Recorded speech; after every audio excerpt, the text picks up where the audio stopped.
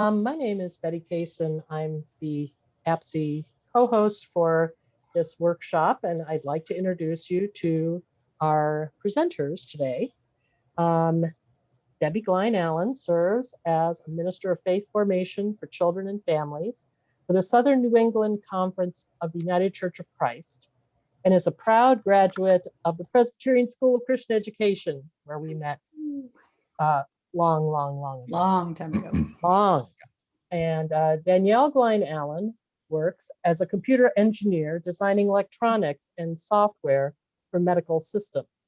She enjoys playing the guitar and is into jazz, as you just heard. Debbie and Danny have been married for 33 years and live in Derry, New Hampshire, with their 2 sons and beloved cats. Take it away. Thank you, Betty. So I want to start by welcoming you all, of course, and giving you a brief overview of what our plan is. We'll start with some stories. Each of us will share a little bit about who we are, how we came to be like this, and then, because the title of the workshop, welcoming transgender persons into your congregation, I'll share with you 6 points of focus that I pulled for some curriculum that is on your bibliography, and lift those up. And then we hope to have, a good half, if not a third of our time together as Q&A, because there's so many intricacies, so many details, so many questions that an hour workshop is nowhere near enough to cover it. So we want to make sure you get your questions answered, and then take advantage of the bibliography for anything further that we can't cover in an hour. You want to add anything? No. Okay, good. So in opening, I thought for me, the process was a surprise. Clearly, we were married for 22, 23 years when I became aware of what was going on with Danny. And so I journaled a lot, cried, screamed, hit the wall, whatever, but journaled a lot. And I want to share with you one of my entries that I thought would be helpful as we start. So I call it skirts. And again, the whole gender thing, I'm going to refer to her as Dan and he at this point, because that's what was going on then. So the day came when Dan decided to start wearing skirts around the house, but only when our sons were at school. He asked me to help him pick one out. And I suppose if choosing outfits to wear each day was something that I thoroughly enjoyed, it would have been a little easier, or maybe not. He chose a mid-calf length broomstick skirt and wore a fleece pullover with it because it was wintertime. And he called me to come upstairs and have a look. I was very anxious about what I was going to see, like going to visit a relative in the hospital who had changed dramatically due to an illness. I was afraid of what my real reaction would be and whether I'd be able to maintain my composure. These words echoed in my head as I walked up the stairs. I don't want to do this. I don't want to see this. I don't want to have to see this. But I walked in the room, took a look at Dan in this new outfit, and said rather truthfully, "Hey, your legs look nice in that skirt." I had to admit, they did. I was trying very hard to view this person objectively in a non-gender sort of way. From the waist down, he looked like a woman. No, actually, he looked just fine either way. In that moment, I was able to take away all of our cultural stereotypes of what a man and what a woman are supposed to look like. And I saw a body that was beautiful, made in God's image, male and female. So I had to wonder what all the fuss was about.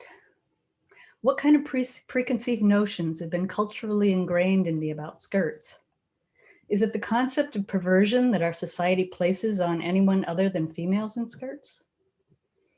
What a cruel hoax our culture plays on people who are different.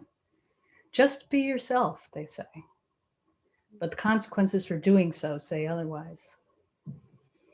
On that day, I was able to see a person who was starting down the path to becoming comfortable in her own skin.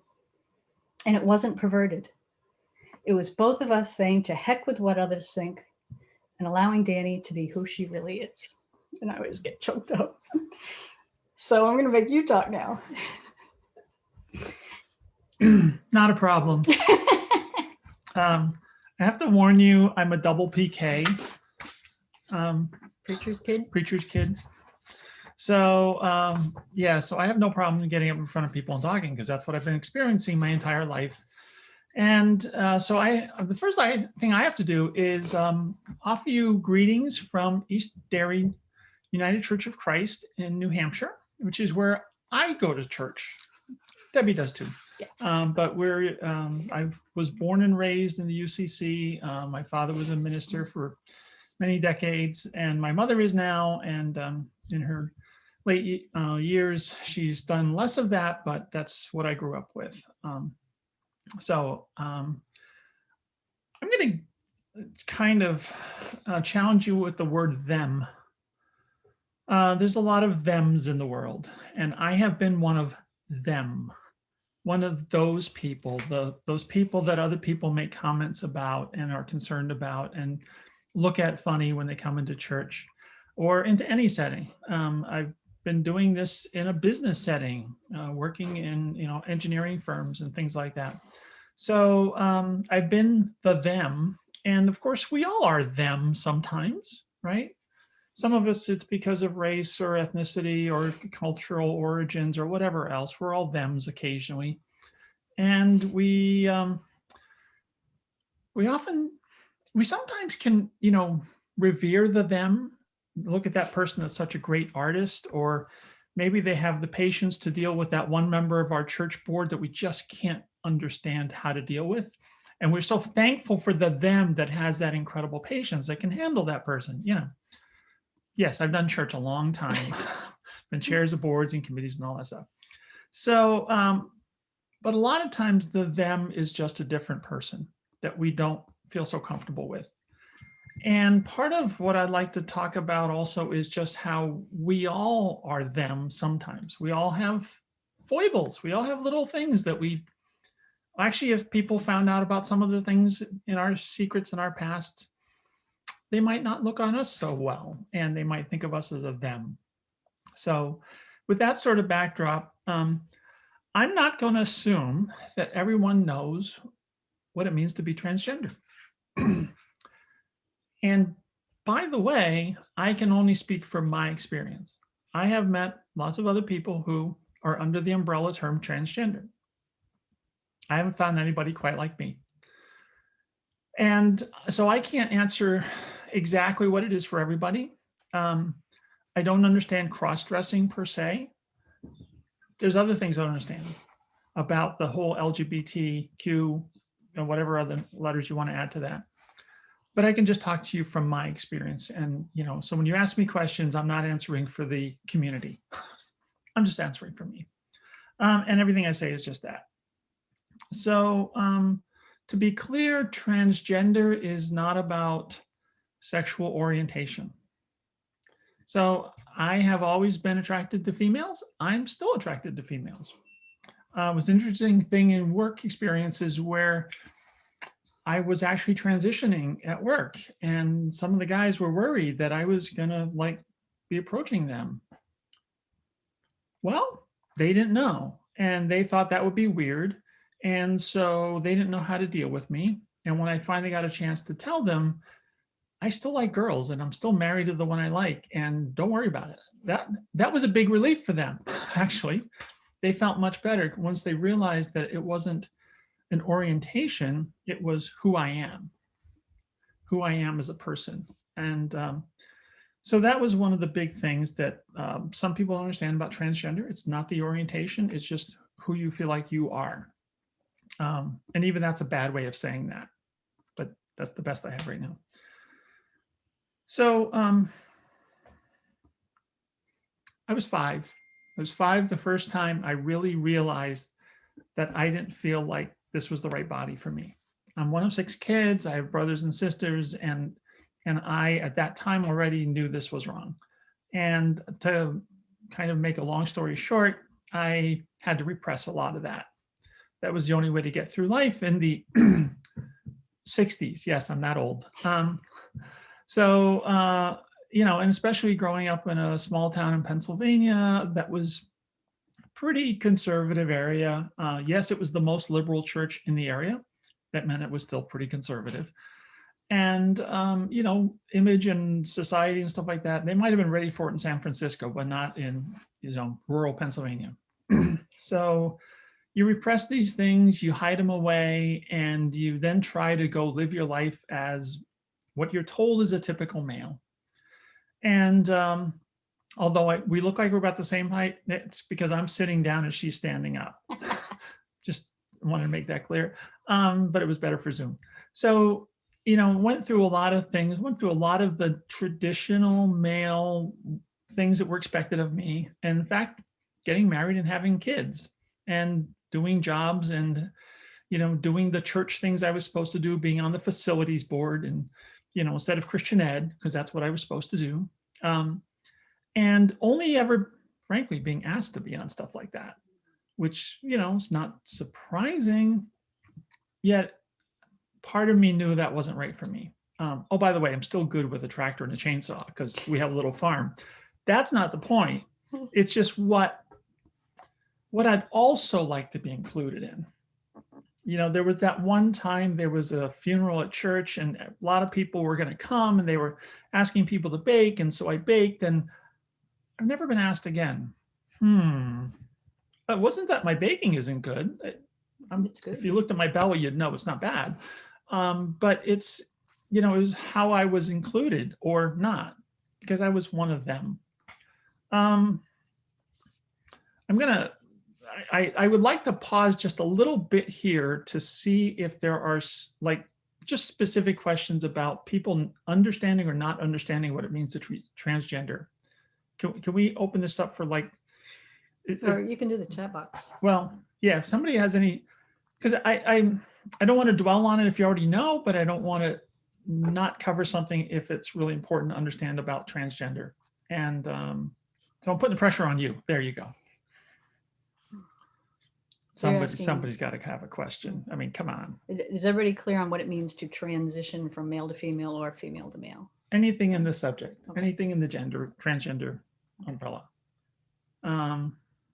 Somebody's typing. Yay, someone's typing. No? I'd like to just ask a question, or Sure. I guess, I don't know.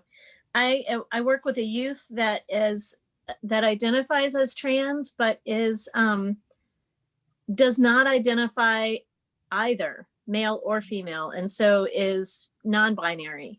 And is trying to figure out what that means and what pronouns might fit and all of those things. So it's been interesting because it's a hurdle enough to say that for this person to say I'm trans, but then it's not a male to female or female to male. It's non-binary. And so that's been a different conversation. Thank you. That's a good one too. And that's part of the process, is each of us discovering these things. So Debbie, you know, she kind of asked me about this, you know, presentation a couple months ago when you guys were looking for, you know, these sort of things to be submitted. And, you know, the concept of telling you what you need to know is so hard because I'm still figuring out what I need to know. And you've been female for how long? So so to be blunt, we're all adults here. I had the surgery more than 8 years ago. I had my driver's license officially changed and gender on the driver's license just shortly thereafter. I have been presenting as female for about 10 years. So yeah, this has been a long process and it's not over. So unfortunately, this is really hard for people in churches who want to identify, okay, I can deal with them, but not those them. They're still in flux. It's and we ourselves are still figuring it out. So that help? Okay, go ahead. One more. Do most people who transition have surgery or hormone therapy, or is it, how does that work? So and that runs the gamut too. Yeah. There's people who at a certain age say, oh, you know, this just doesn't make sense, but they're finally at a point where they feel like they have to do this. Honestly, that's when you transition. You transition when you just can't stand it anymore.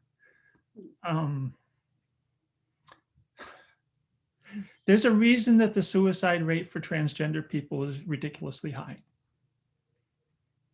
You get to a point where you just can't stand it anymore. And with that, by the way, there's all kinds of mental health issues that can come along the way when you're that upset, you're that depressed, you feel like you've been unsupported, and you feel like who you really are isn't loved. So what people do in response to that depends a lot on their situation. Debbie and I, we negotiated quite a bit. You know, and we educated each other quite a bit. I needed to know what her concerns were. She needed to know where I was coming from. And frankly, we needed to figure out how we were going to still be a family together. Or not. I mean, that was an option. That was not an option I wanted to consider. Right, but yeah. I never wanted to consider that, and yet we had to figure that out. So along the way, honestly, the only reason I had the surgery was because of a few miracles along the way. People giving us ridiculous amounts of money so we could afford to do this. You know, the number of people that are transgender is really small, and yet everybody's so worried about how much it's going to cost to take care of people that are transgender because of the surgery. And it's like, you know, I think about all the money I've paid in healthcare, you know, premiums and stuff like that over the decades of working as a professional. And, you know, that it was important for me to do that. It was really, really hard for me to wake up in the same body every day. Really, really hard. But there are other people who are like, yeah, whatever. I'll go live my life the way I feel I'm comfortable, and they're all right with that. Someone's got their hand raised. Avi, go ahead, pick one. You're the tech person. I don't know how to do this. Sarah. Hi. So to Rachel, to your question, I am a therapist also outside of working as a Christian educator, and a lot of my practice is working with trans and non-binary teens. So if you want to send me an email, I'd be happy to talk to you. Adam, would love to connect with you because I also work with a group in my church or in my presbytery on that. And then just Debbie and Danny, thank you for leading this. Oh, you're welcome. You didn't tell me we're going to have a pro here. Jeez. I don't know. Roger. Yeah. Hey, thank you, Debbie and Danny. Yes, thank you. So would you just, if you're going to cover this later, that's fine. But what were some of the phrases, what were some of the things that you heard to you both during this journey that I know is continuing, that people said to you that were helpful? What were some of the things that were said to you? What were the responses, the language that was helpful to both of you? Oh, wow, because I have so many more of the opposite. Well, I can start. We have a family, a couple we know with 3 daughters. They're all grown now. They have their own kids, and we've known them for a long, long time. And they, first of all, when we told them we wanted to sit down with them and we had something to tell them, their brains immediately went to, oh my God, he's got cancer. And so they were relieved that Danny wasn't going to die. And then, but then I'm going to get choked up again. Good. But it's the, we've always loved you, and we know you for who you are, and we will continue to love you as a female. And of course those are dear friends. I think, I don't know if you've got other people more removed who've said anything. I unfortunately, my brain went immediately to all the negative comments. I have papers of those. I got letters from my family of those.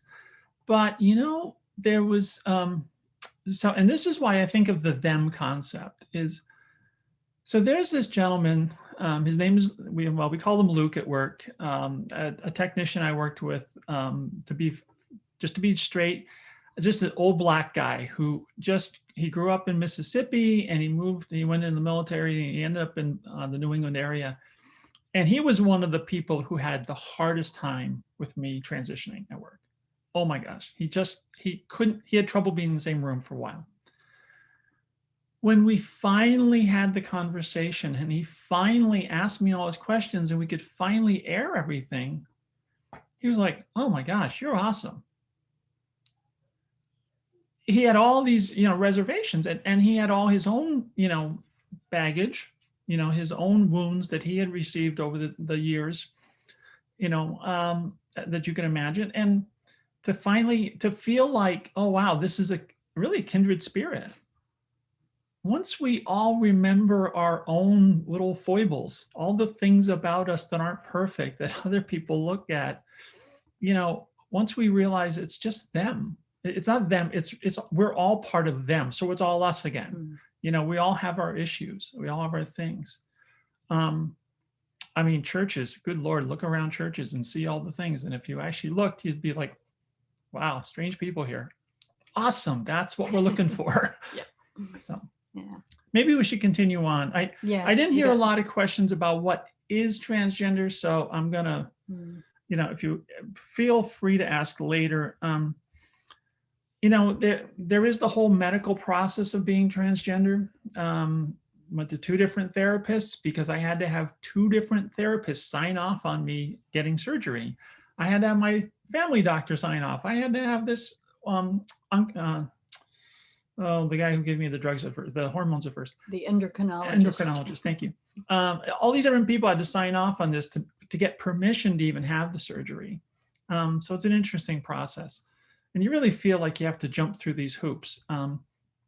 But at the same time, that gave me the feeling like, hold it, this is a medical problem. People have medical problems. They have all kinds of medical problems. We treat medical problems. We go to doctors. They might use drugs. They might use therapy. They might use surgery. That's what I've been through in a large degree. Church is where it gets interesting. So one of the biggest things, I don't know how we're doing on time. So I'll make this short. I'm going to give you 4 minutes. Oh my God. But you can go a little over if you want. Did I mention that I was a pastor's kid? So, on and on again. Yeah, I'm part of that. I'll do this real quick then. So honestly, the hardest thing I had to deal with in all this, besides family and loved ones, was God. I've read the Bible cover to cover more than once, and I've done, all the different, Bible studies and things like that. And for me, I had to come to grips with God and what the Bible said and what I felt, and I had to make sense of all that. And it's not easy. There were key scriptures that helped me, being no longer under the law. We don't maybe say a lot about that, but that felt really important to me, to have that expression of no longer under the law. The whole thing about the man born blind, because a lot of this, and please don't take this the wrong way, but a lot of this to me feels like kind of a birth defect, right? Intersex, if anybody doesn't know what an intersex person is, someone who's got their genitals don't strictly match their gender, okay? So what if you're born with really abnormal genitals? That's not a social condition. That's not against God, right? We have people born blind in the Bible, and Jesus heals them on the Sabbath, no less. And that's an uplifted miracle, right? Even people and there's various different versions of discussions about eunuchs in the Bible. And Jesus says that's cool. And there are miracles done to support people who are eunuchs. That's it. Go check out Acts, right? So, you start reading all this stuff. What are you typing? Nothing. Okay, I'll keep talking. I need to finish this. I know. So I eventually, and it wasn't trivial by far, but I eventually got around to I think God's okay with me. And then when the miracles started coming, then it was really a lot easier to feel like God wasn't supportive of me. And ultimately, just like the blind man, I was going to be healed.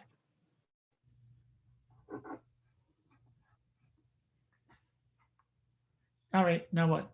Oh, okay. Thank you. Oh, I had something else. You I have was gonna- questions or something. You have, well, you have not yet. points. No, you have Oh, points. I have points. You have points. You're I going to go definitely- through your points. Yep, Can I stand up a second? feel free. I feel cramped. So before we get on to the full-blown Q&A, I just wanted to lift up one of the curriculum materials in the bibliography. All three of them are free. Oh, no, 2 out of 3 are free and free downloads. And the one I'm going to quote from or talk through a little bit is called From Transaction, action being in caps, a transgender curriculum for churches and religious institutions. And it's from the Institute for Welcoming Resources. So I just found their material really helpful in terms of the welcoming piece. And so they lift up, actually they lift up 7 items, but I've combined 2. So now I'm gonna share with you 6 real quickly. And then maybe, hopefully you can, not even say that, sorry. But this may inform your Q&A questions as well. So the first one they say is be sure to ask questions. The first and most critical being, this question of yourself, do I really need to know this person's gender? And in most cases, the answer is no. Particularly if you think about someone who's hearing impaired, they come to your church, they may need help with, listening device, but you don't need to know whether they're male or female. That really doesn't matter. Appropriate questions would be, what pronoun do you prefer? What can we do to make this community a more comfortable place?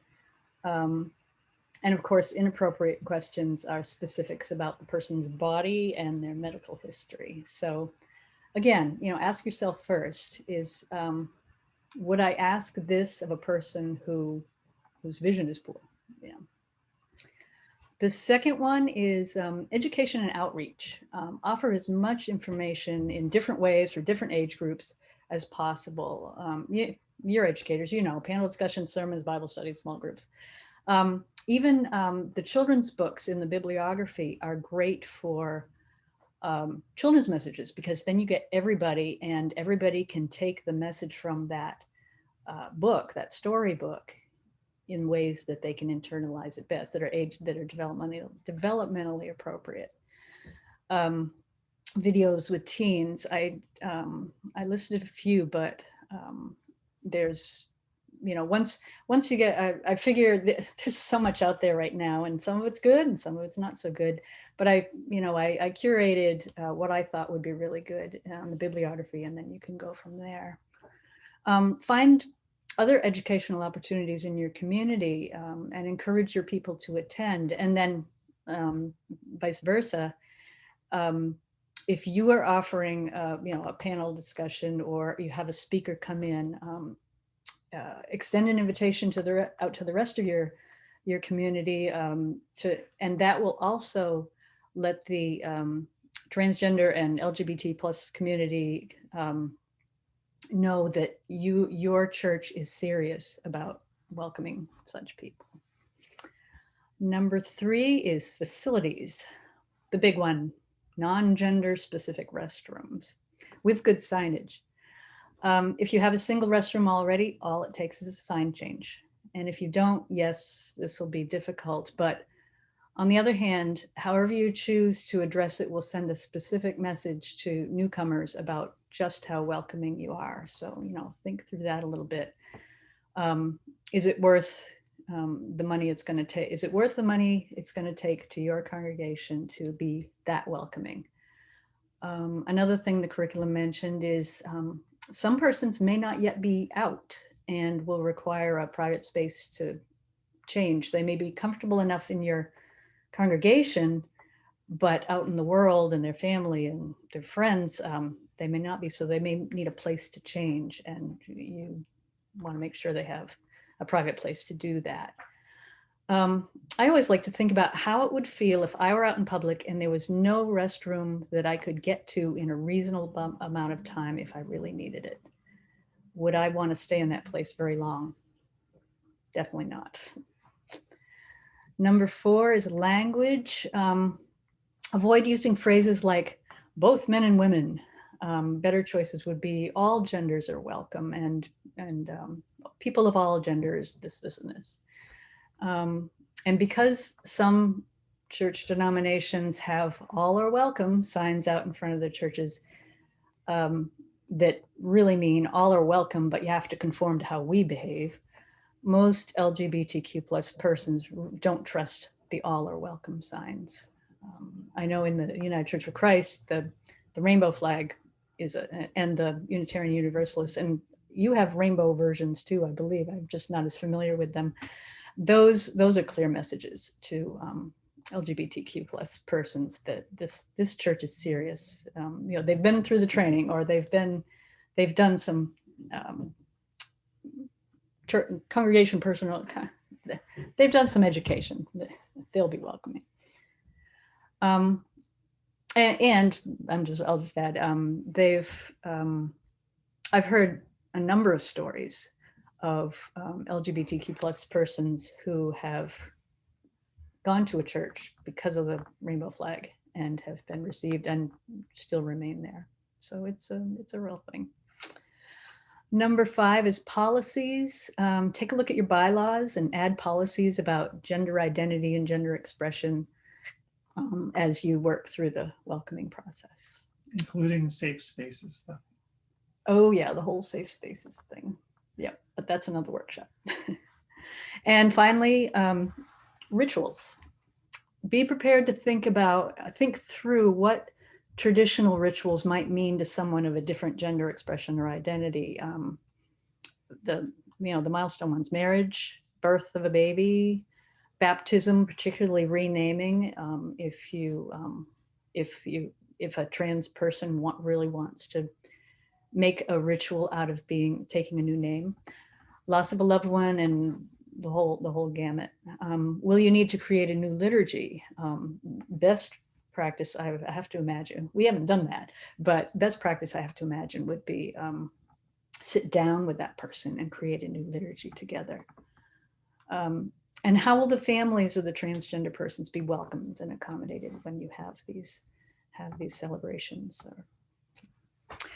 So I literally only want to take a little bit of time with that, but like I said, you'll find that in the transgender curriculum for churches and religious institutions, and you can go back there.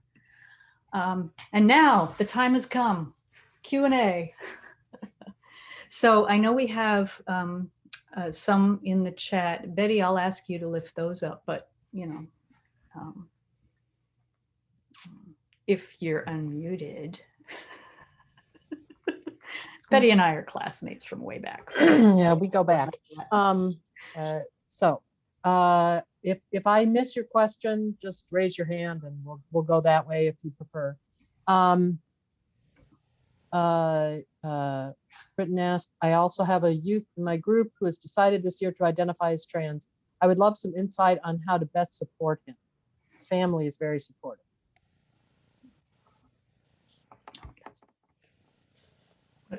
Oh, there's so many questions on the side already. No, I got it. I got it. We got it. No problem. Yeah, so unfortunately, you have to ask that person and that family what they need, and they're not sure. So you have to ask them more than once, and it has to be sort of a constant thing. And they're gonna sometimes not even know how they feel about something until after it happens, and then they're going to realize that they were bothered by it. My son recently showed me a comedian sketch that he likes, this comedian, and okay, I smiled, and then later he asked me about it, and I said, yeah, I really didn't like it. I thought it was really offensive. And I couldn't have even said that right at the moment, but I thought about it, and then I realized, no, where that comedian went just wasn't appropriate, I don't think. So I love comedy, but that wasn't it. So sometimes you just have to keep talking to people. You have to keep talking. So it's not a once and done, Thank you. right? Yep. Okay. I have a transgender friend who is angry with God. Did you experience anything like that? And what would you recommend to help working through some of that? Wow. Share your Yeah. God work. Yeah. So, well, how to help them work through it is an interesting thing. If they are assuming that God hates them, they're going to be angry with God. If they have someone who they respect and trust, I think, who can help them understand that God doesn't hate them. God didn't do this to them. It's a difficult situation, but I compare it a little bit to a young lady I know who was losing her eyesight to macular degeneration. That's horrible. And God didn't do that to them either. And they should be loved and supported. So if the church is acting like they love and support the person, and they are professing that God loves and supports them, I think it's going to help. Ruth has her hand up. I would like to say hi to Ruth. Hi, Ruth. I am so glad to be on this. I was supposed to go to another wonderful children's ministry thing, and I just kept feeling drawn to this. And I have a couple of different experiences at our church with young people that are working through issues of transgender and identity and things. But what comes to mind for me is thinking back to a young woman who's transitioning now to male, who as a young person, like 5-6 years old, was so uncomfortable. I'm the children's choir director also, to ever even ask to go to the restroom.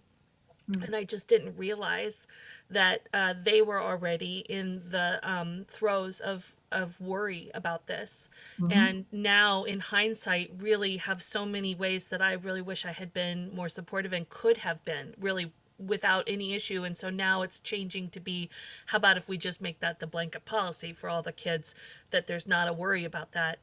But one of the things I know that little child of God has struggled with is going to sleepaway camp, Christian camp. And I just wondered, with your experience as a PK, were there other things that you dealt with as a younger person that maybe you see there's a way forward now to do differently, things like camps or whatever? And I'm not asking you to like rename how camp works, but just, were there other places that those of us that are looking to help make this a more inviting and welcoming place, even if you're not sure yet what's going on for your own self, that we can think ahead? I mean, a bathroom, that's pretty easy to fix. It is. And there's so many things I'd like to say about that subject, but I have to mention that, okay, so I was also on our outdoor ministries board for the conference and the chair of that for a while. So yeah, camping is near and dear to me. I grew up going to scout camp, but it was Boy Scout camp, and it was horrible. A week in that setting was just horrific. I was so thrilled when I came to New Hampshire and I found out that the camp here has had co-ed cabins since what, the early 70s? 1971. And the church groups went as a church group. It was the same kids that you went to on, Sunday school youth group. You would go, your Sunday school youth group, you would go to the same camp as that family group with some adults from that church as your leaders. And then there were other leaders, of course, at the camp. And all the dynamics about the boys' cabin and the girls' cabins and all that was gone. And so many, I grew up with, siblings on both sides, but all the kids these days that are, only child or one of two boys or one of two girls, that doesn't even know what it's like to be around the other gender much, other than in these very formal settings where everything's scripted for them. What a wonderful time to actually get to know people just as people. And so I think there's a totally different way to do camp. Unfortunately, everyone is so hung up on the bathrooms and the showers and all those other things. So I'm going to make it a really simple statement. I don't think there should be multi-person anything. I don't know why we have this barracks mentality. I mean, I guess in the war, when you were building barracks, you just want to throw all the guys into one great big room and have a handful of showers and that's it. But I don't know too many people that when they're in junior high really want to go into a locker room and undress in front of everyone. And I don't know too many of them that want to go into a bathroom that's got 4 stalls and even go into a stall and use it with someone in the next. Frankly, as an adult in business, I don't want to go into those. I don't want to hear what's going on in the next stall. Can I be honest? And yet we have this mentality. So, when I was on the church, the camp board, I was trying very hard to create different spaces. It's expensive. It's hard. There's so much pushback. Well, we don't need to do that. We don't. Oh my God. If you think about the trauma you went through when you were in junior high, and you realized you could make that go away for every junior high kid in the future, you'd do it. Sorry, that was too long, but I had to do it. What else you got? Yeah, Deanie.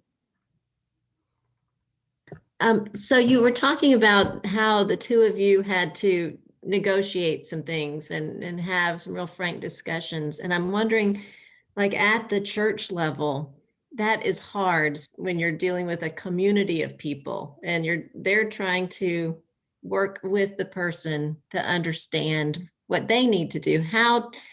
What are some good experiences you had of negotiating those things out with groups of people? So that's a great question. The very, very, very, very first one that I always tell people is you can ask me anything.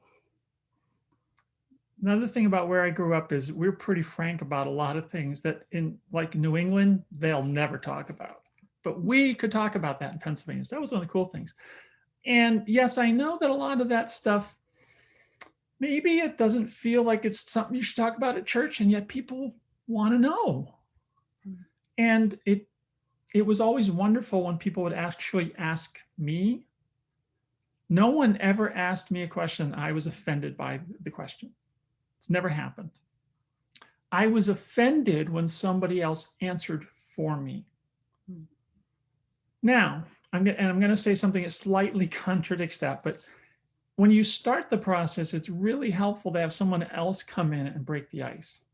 You still need to go to the person who is actually your member and your family and talk to them about what their needs are. But it's really helpful to have someone like me come in. I'm not pitching this or anything. I've done this for about 8 or 10 churches. Go in there and be the outside person coming in to speak to them. If you can find people in your area to do this. There's all kinds of regional groups that do this. Getting that person to come in and help you break the ice and have the frank conversations, not about that person, but about what this means. Then you can go talk to the person, and then they know that you've accepted the concept at least. Yeah.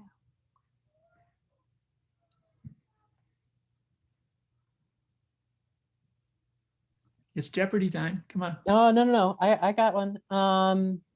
I have a youth age 11 that has changed their name from female to male and pronouns to they, them. Their parents support this. I have received a lot of pushback for also being accepting of the choice. My primary argument is that a child of that young age can't really know. What are your thoughts on age?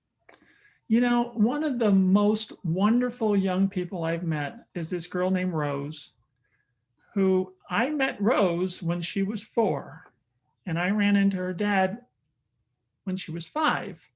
And I said, how are the boys doing? Because when I met Rose, Dad had 3 boys, he thought. A year later, Dad said, oh, the boys are fine and Rose is too. Rose? I don't remember Rose. He explained. This young lady from 5 years old has said, my name is Rose, and I've watched her progress. She's now in her mid-teens and as happy a person as could possibly be. Is it still hard because sleepaway camp and she doesn't look right when she, is in the bathroom? Yeah, a little bit. But oh my gosh, we know. Mm. 5 years old, I got a spanking for putting a skirt on. Yeah, I knew then. I just couldn't do anything about it. So yeah, it's it's a battle. Oh my gosh, it's a battle. I think I've hit most of the ones in the chat. I'll keep looking. So if Safe anybody, church policy. Safe church policy. Roger. Hey, thank you. Hey, Danny, earlier when you said, talking about surgery, et cetera, you said you had to get permission. Permission for what? Was that insurance issues? Like you had to get all these sign-offs by all these physicians, et cetera. What was the, I'm also aware that there are some state legislatures across the country now that are trying to legislate the prevention of surgeries, et cetera, for like certain ages. Is that, what were you talking about? Permission, please. Thank you. Sure. So so in the medical world, there are standards of care. And so, a professional therapist can't say certain things, can't do certain things. There's rules. A surgeon can't just say, oh, I'm just going to take out that organ. You don't need it, right? There are rules. And so this had nothing to do with insurance. Insurance wouldn't even touch this, right? So this had nothing to do with insurance. This was us paying for the procedure and finding the doctor and everything else. For the doctor to be allowed professionally to even, do this procedure, they have to abide by the standards. And that's what that is. Now, I'll tell you that, and then, okay, so this is a little sidebar, but what the heck, it's fun. While I was transitioning to female, I was working as an engineer at a company called Hologic. Hologic has been known for women's medicine, women's medical products. I was working in the GYN surgical division. I worked at a place where we had rubber vaginas and uteruses on our test benches because we were building devices to insert into there to do surgery. I know it's grossing everybody out a little bit, but just think of the irony of it, because that's where I was. Where was I going with all this? The procedures and things like that to go with this. Where was I going? I don't know. I'm sorry, I just lost it. I just turned 60, so what do you expect, Yes, but sorry, it'll come back. It really will. But it was just funny for me, and that was part of the humor of this whole thing. Oh, humor. I have to say something about humor. Oh my God, we have laughed hysterically at some things. Not all the time, but not all the time. There's some things I think are inappropriate. Yes. But oh my gosh, when we as a family, us with our young boys, could laugh at something and get over something. And so many people who get so upset when they say the wrong pronoun to me, and I'm like, get over it. I've done that to me. When you refer to yourself in the third person, and I've misgendered myself. I can't expect everybody to be perfect. I can't remember names half the time. So, there's a certain amount of forgiveness that has to come from both sides. There's a certain amount of laughter and humor and compassion. If we could start with compassion and move from there, everything else will come. Can I share one of those that I thought was particularly funny? Go ahead. So our oldest son, it came from him. He was probably in high school, late high school, early college at the time. And Danny was starting to realize that she wanted to be a vegetarian, maybe was a vegetarian, I don't know. Well, vegetarianism is a whole nother workshop, I guess. And so one night I cooked burgers on the grill and had some veggie burgers for Danny, and we put them on the table, and she said to the boys, so you may notice that I'm not having hamburger with you because I'm realizing I'm a vegetarian. And our oldest said, God, is there anything else you need to tell us about yourself? And we just howled. Yep. Teeny. So I'm thinking maybe it's a question for Debbie. I'm thinking about the families, have families in the church who know their loved one, their child or the spouse is going through this, and they themselves, are hungry for support, but it is not an out thing. And so to be able to say, I'm in this emotional place and not be able to say why, because of privacy and wanting to give your loved one that space, I don't know what to do to help those families. And yeah. Yeah. Adam, go ahead first, because Sorry, I was actually about to talk about that. But my church has recently just become an affirming church, and one of the really cool things that we set up was actually a friends and family of LGBTQ plus people support group. And so it's just a place for mostly moms to come and talk about their whatever is on their mind about their transgender children or their gay or lesbian children and whatnot. And it's actually been very, very helpful. I've sat in on a couple of those meetings, and there's just a lot of feelings that come up for parents and family members and friends that they don't really know how to deal with and don't want to put the burden of those emotions and hard feelings and things on their loved one. So setting up a place for them to just discuss those things and have somebody who has gone through those parental struggles to guide them through that, it would be really, really helpful. And I would be more than happy to connect you with the person who has started that group for us. Thank you, Adam. That's really helpful, especially for churches to do. I'll also share with you what I did, which, if that person says, oh, I just can't do a support group right now, I need a one-on-one, or I need something else. I went outside all my inner circles to friends across the country, classmates, for instance, and actually it was at an APSI event with my PSC classmates, because you all are way outside of New England and not UCC like I am in my circles. So it was really helpful for me to be able to dump that, and of course they were blown away at first, but to dump that and then know that it's safe out there. So that's another suggestion you could have if the support group wouldn't be the best option. I guess I might ask you, Adam, what would you think about expanding that sort of support group to people who have other, children with other issues? I think about this, people with learning disabilities or other challenges because what it does is it brings it all into one family.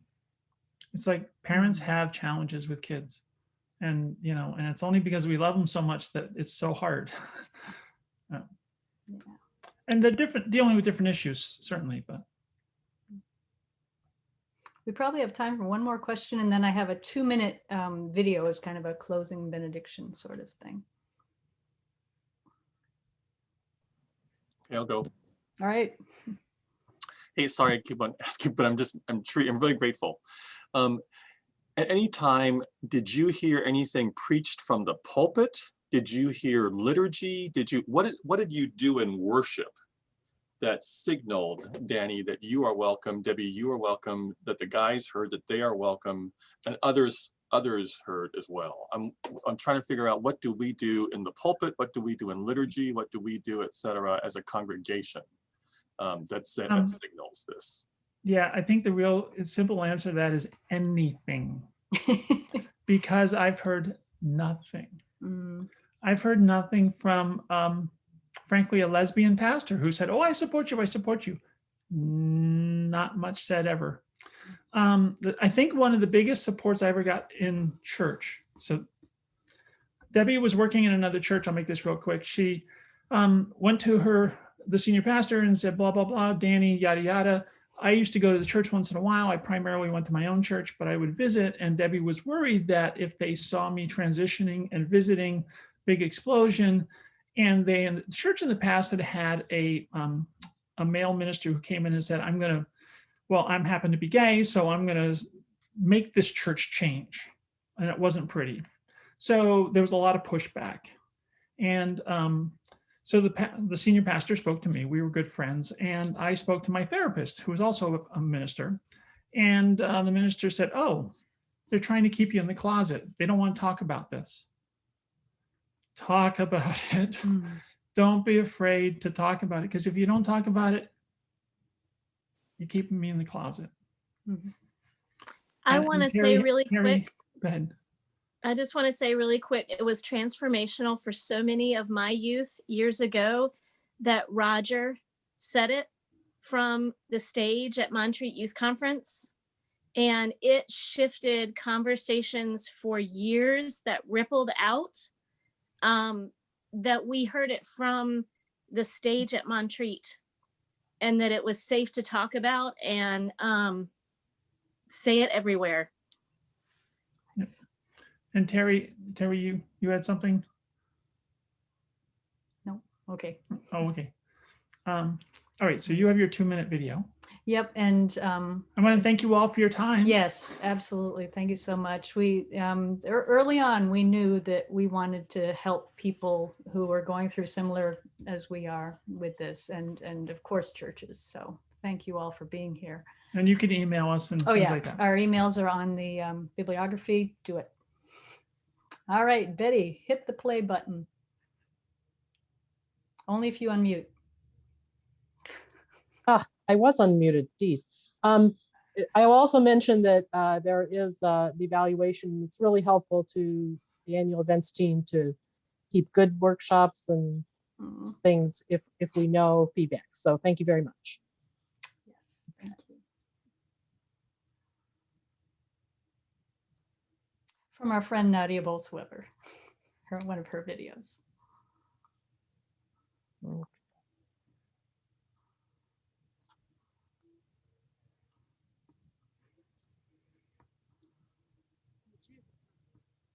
Hold on.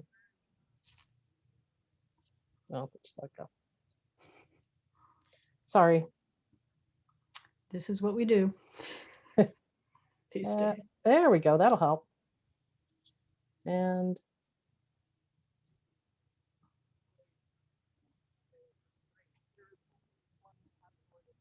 I can barely hear it. Welcome them. I'm not suggesting. A little fuzzy. You need to have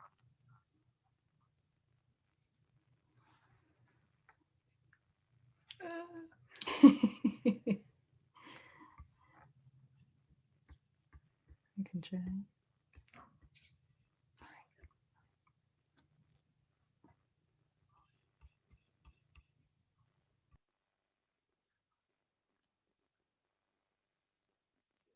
It's on the link's on your bibliography, but she has such beautiful words for closing.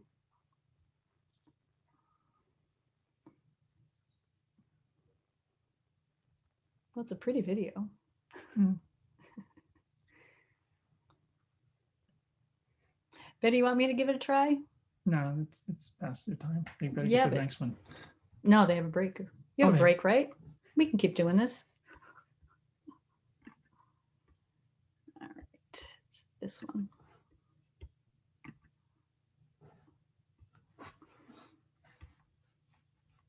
It's coming. All right, you can see it, right? Jesus business, there is not male or female, Jew or Greek, slave or free, gay or straight. There is only one category of people, which is children of God. The fact is, queer folks don't need you to welcome them. I'm not suggesting that in order to be a, quote, good Christian, you need to have a particular stance on this so-called issue of homosexuality.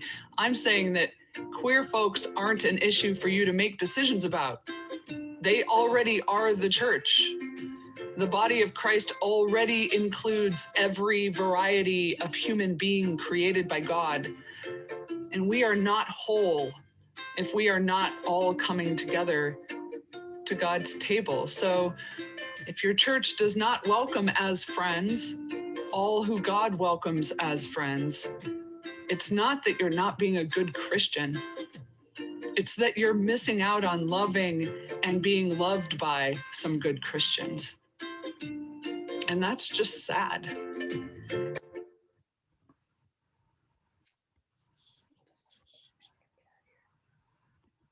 That's so beautiful. Thank you. Isn't it? Yeah. Thank you all again. And again, reach out if you have more questions. Nice meeting you. Thank you so much. Enjoy the rest of the event. Thank you, Thank Debbie. you. Debbie. Sorry, I'm not a techie. I thought it was working. I did. It probably was. On computers, you can never win. From someone. Oh, that from a professional. Now I'm in. Great to see you, Beth. So glad you came. Thank you, Debbie. Good to I see you. crashed this Nice to morning. meet you, It's normal. Y'all done good. She has to go back to work.